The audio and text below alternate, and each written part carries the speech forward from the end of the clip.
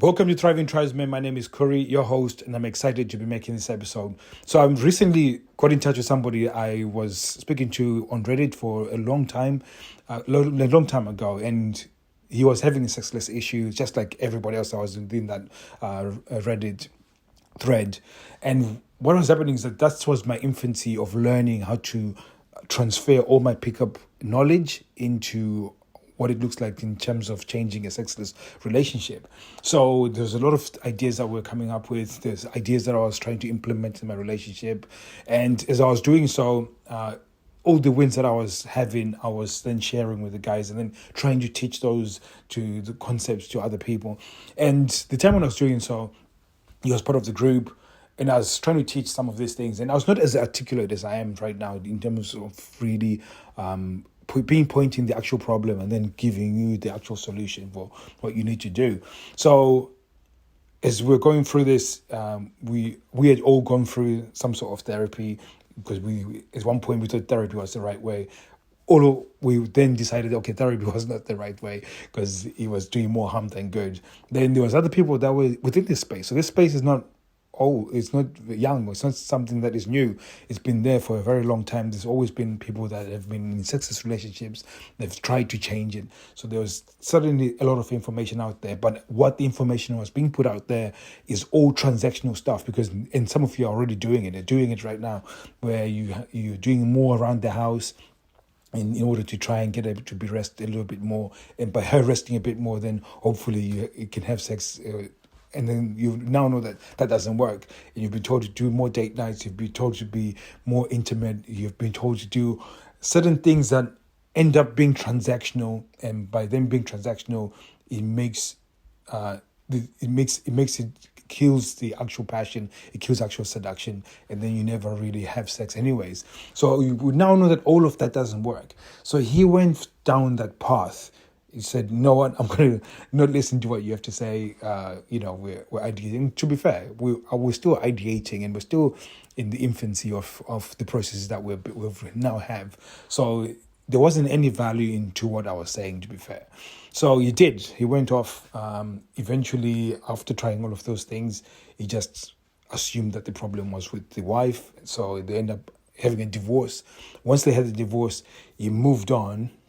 We got in touch again when he was now looking to be in a relationship. We talked about dating. We talked about approaching. We talked about how to approach a woman and so on. Because he knew I was pick about it, so he needed some pointers. So pointed him in the right direction. So over the years, we just sort of got in touch here, there, and just sporadically. So there was no real contact until recently when he said he got married and then now he's back in a sexless relationship. So again, this is what's going to play out for many of you guys because you've got this desire to change your sexless relationship, but you haven't really identified what the problem is. And the real problem isn't the sex. The sex is a symptom of a bigger problem. And the problem generally is the fact that the sexual interaction or any sexual interaction, dick is the least valuable thing. And you are offering up dick to your partner and she doesn't see the value in it. So you have to think about it in that way. Because if you think about it that way, then the next question would be, how do I create more value? How do I make my dick more valuable so she wants it? And this is where you have to actually understand that us as a society and how we have developed as humans, a lot of things have changed. Our instincts in order of sexual interaction are still the same.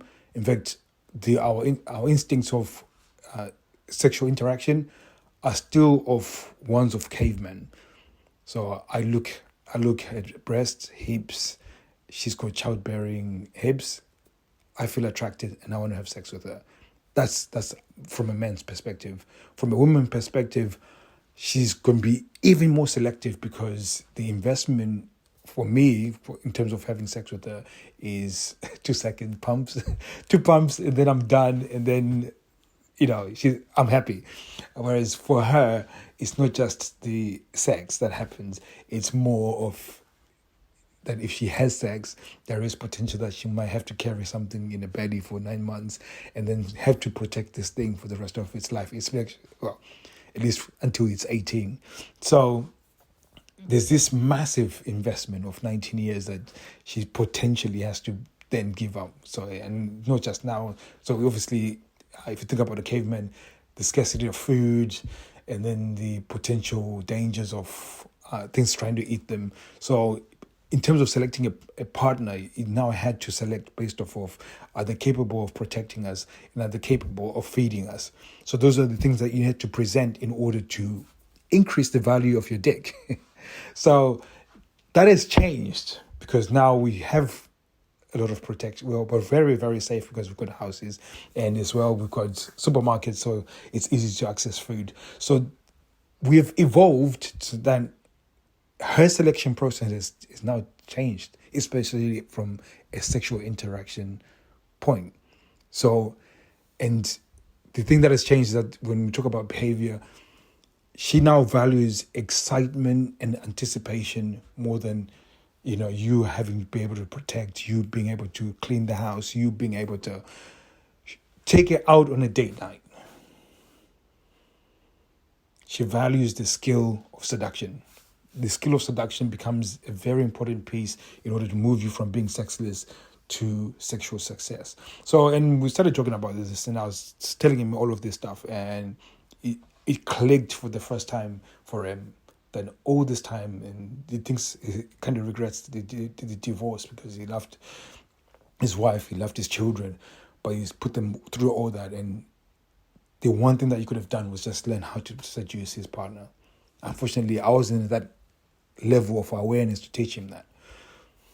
And I'm afraid that some of you guys might end up that way, where you might end up divorcing, might end up separating from your partner because you've just not learned the skills of seduction. And hopefully in this podcast, we're going to be able to give you some of that information so you can piece it all together and keep your family together. And this is one of the reasons why I'm driven to try and to help you guys, because I want families to stay together. I want you not to have to go through this process of divorce and then having to meet somebody else and then figuring it out that you are going to be in the same place again because you just not figured out that the sexless issue isn't a sex problem, it's a behavioral issue. And if you can create the behaviors that are seductive, so that builds excitement and anticipation, then you're probably halfway there to having a very healthy and successful relationship. So thank you very much, guys, for listening. And hopefully that's been impactful for you guys. And I'll be seeing you guys soon. Take care.